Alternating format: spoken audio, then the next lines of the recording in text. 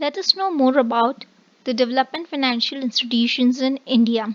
As we have already studied the financial institutions in the previous video, today we'll know more about the development financial institutions in India. A development financial institution is a financial institution that provides risk capital for economic development projects on a non-commercial basis, and it is also known as a development bank or a development finance company. So it is understood that it is a financial institution which provides capital associated with risk for the economic development projects on a non-commercial basis. So it is also termed as development bank or development finance company because it deals with the development of our economy. These are often established and owned by the governments or non-profit organizations to finance the projects. It provides finance to the private sector for investments that promote development and to help companies to invest, especially in countries with various restrictions on the market. So, where there are more restrictions, these DFIs play a pivotal role in developing that particular economy. Governments often use development banks to form part of their development aid or economic development initiatives. So, it aids to government as well in the development of the nation. As of November 2020, development banks and private finance had not reached $100 billion USD per year investment of climate financing stipulated in the UN climate negotiations for 2020.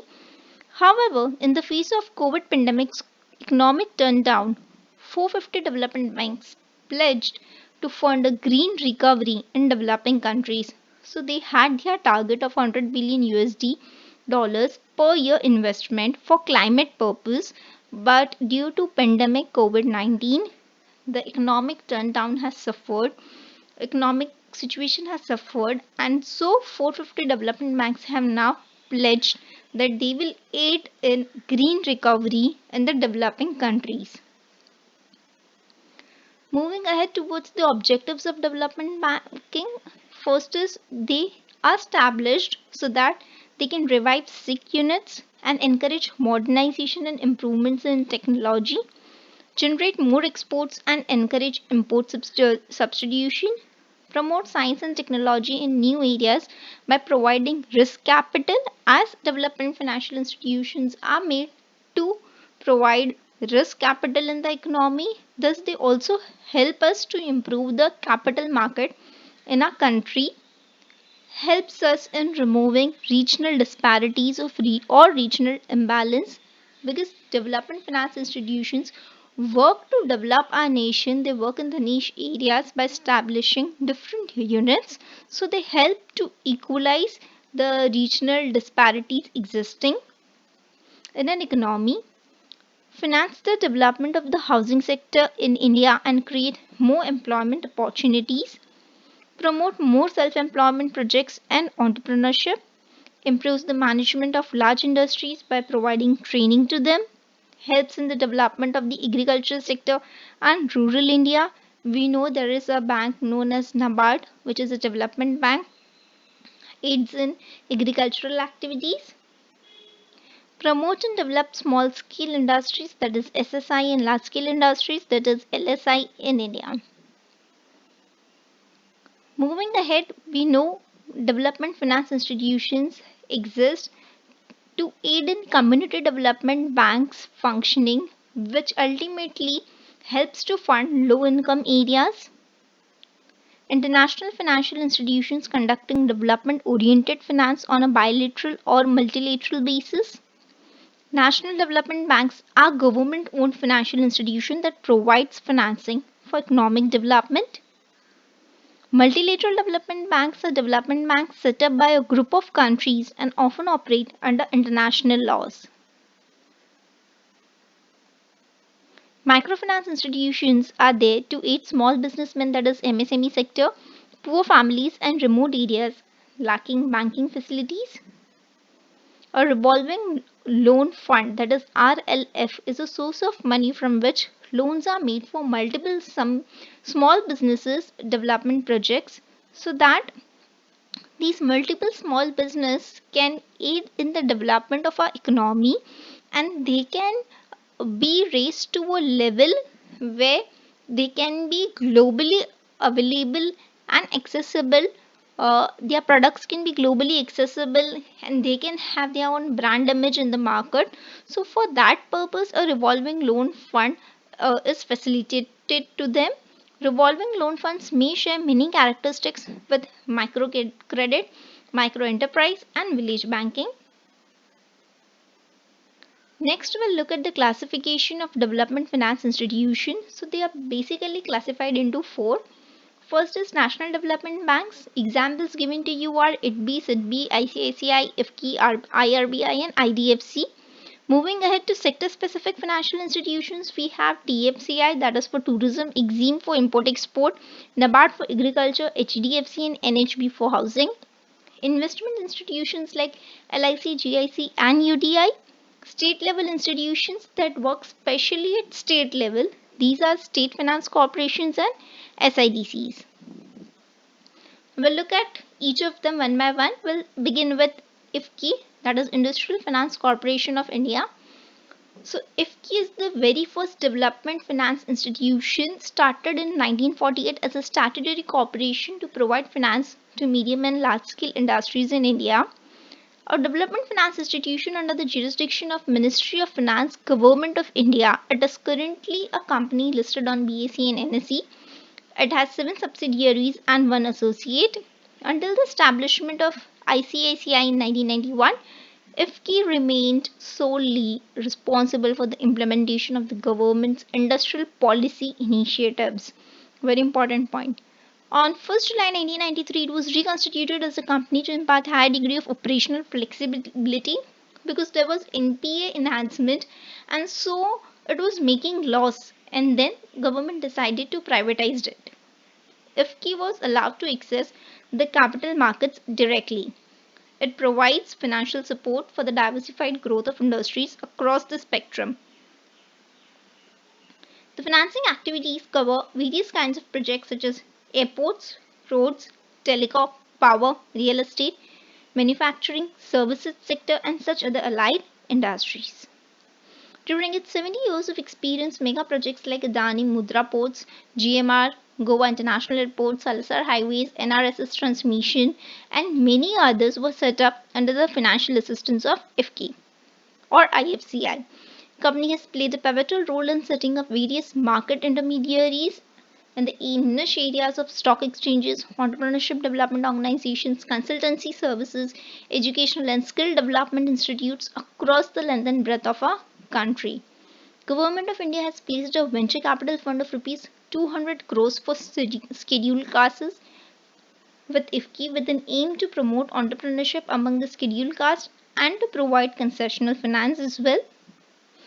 Further, the Government of India designated IFCI as a nodal agency. So, IFCI also works as a nodal agency for the scheme of credit enhancement guarantee for scheduled caste entrepreneurs in March 2015 with the objective of encouraging entrepreneurship in the lower strata of our society.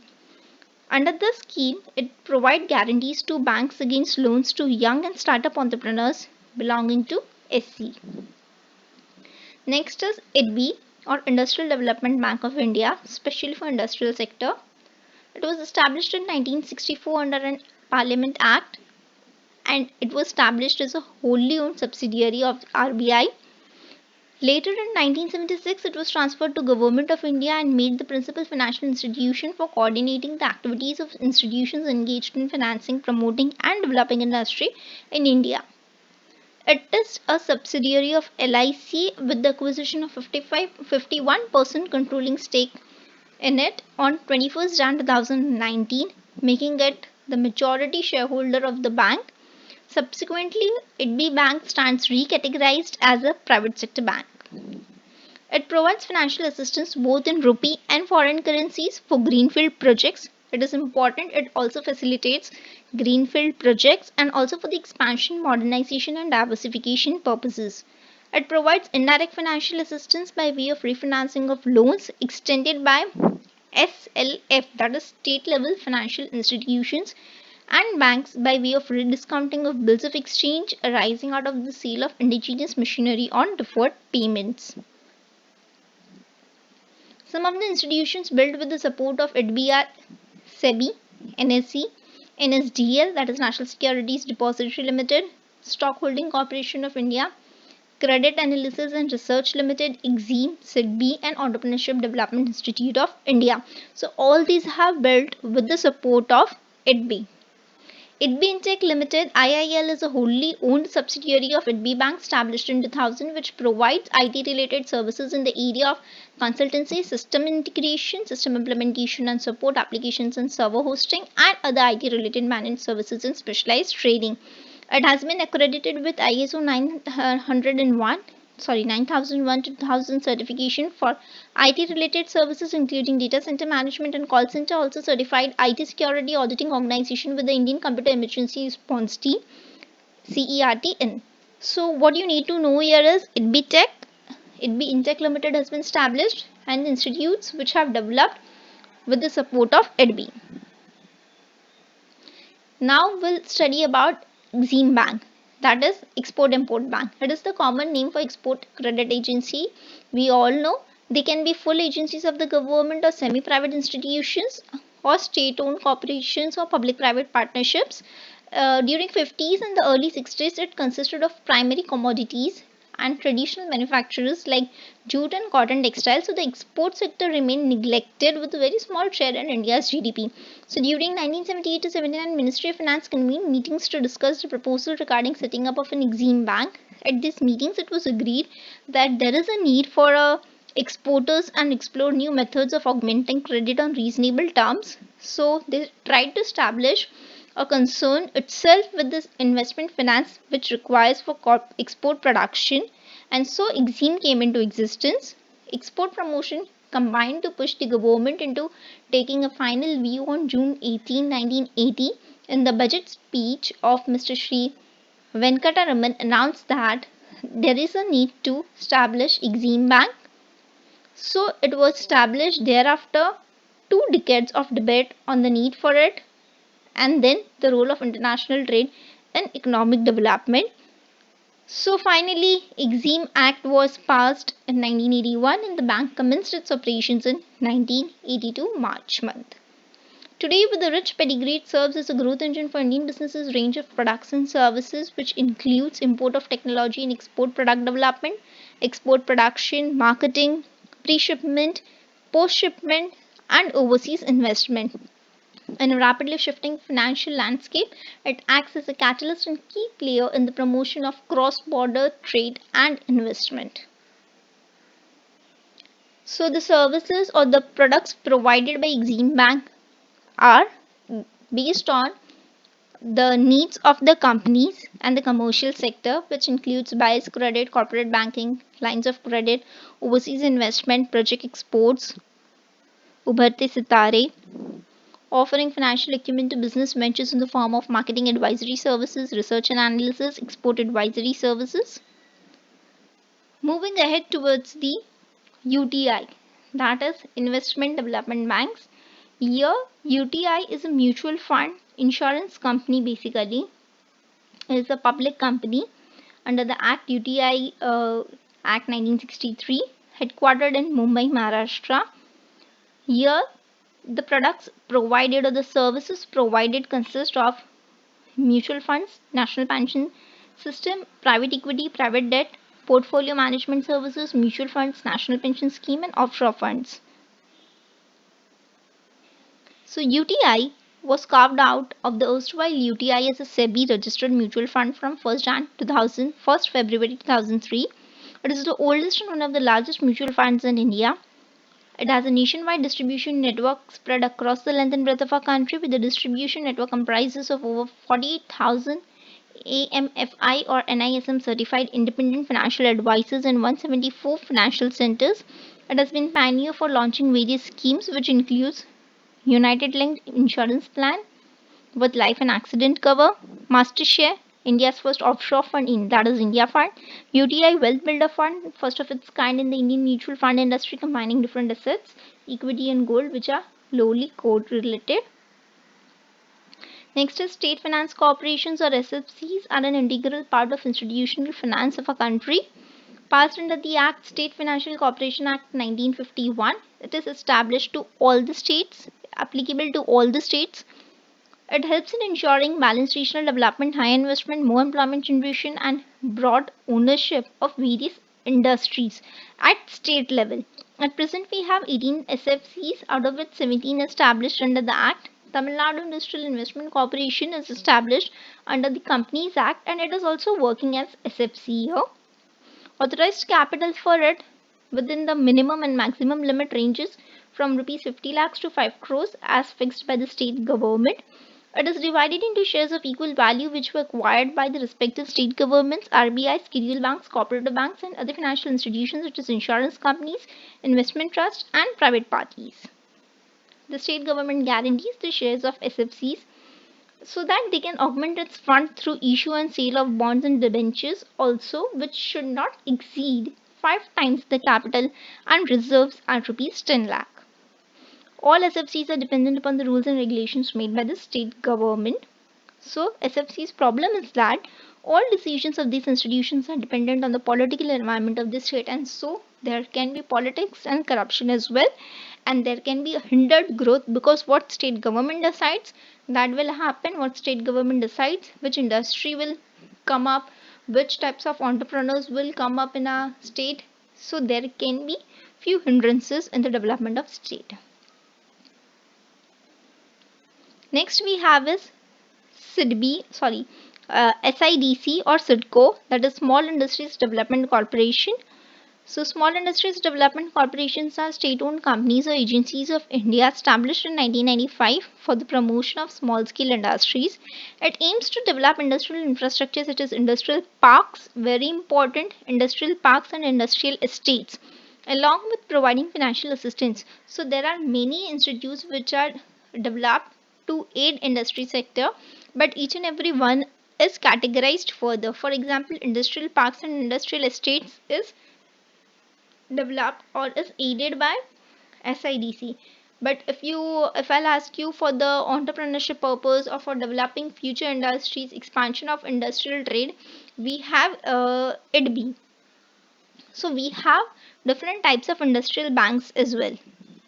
In many state governments, for the promotion of small scale industries, separate corporation has been set up known as SIDC. Undertake all kinds of activities for the promotion of small scale industries, right from the stage of installation to the stage of commencing production. These corporations help small scale industries in many ways. In short, they provide infrastructure facilities to small scale industries. Due to the assistance provided by SIDCO or SIDC, many backward areas in our states have been developed, and it is also responsible in spreading the industrial activity throughout several states. So starting from installing a machine in your industry till the commencement of the operations and running them smoothly, it aids you. Few of the examples are Kerala Small Industries Development Corporation Limited, Small Industries Development Corporation of Jammu and Kashmir, and Tamil Nadu Small Industries Development Corporation. Objectives of establishing it are promotes women entrepreneurs, set up captive power plants. Everything is at remote level here. So it also helps you in supplying scarce raw materials, providing export marketing assistance, and acts as advisory body, stimulates growth of industries in the small sector, promotes industrial estates, which will provide industrial sheds of different sizes with all the basic infrastructure facilities like roads, drainage, electricity, water supply, technical assistance through training facilities to the entrepreneurs, skilled labor through the setting up of industrial training institutes, and it promotes skill development centers as well. So here are the few questions for you. The very first is name the first development bank of India, and name the state level development and financial institutions in India. Both are quite easy. I hope you understood the video and you will reply the answers in the comment box. Stay tuned for more such videos.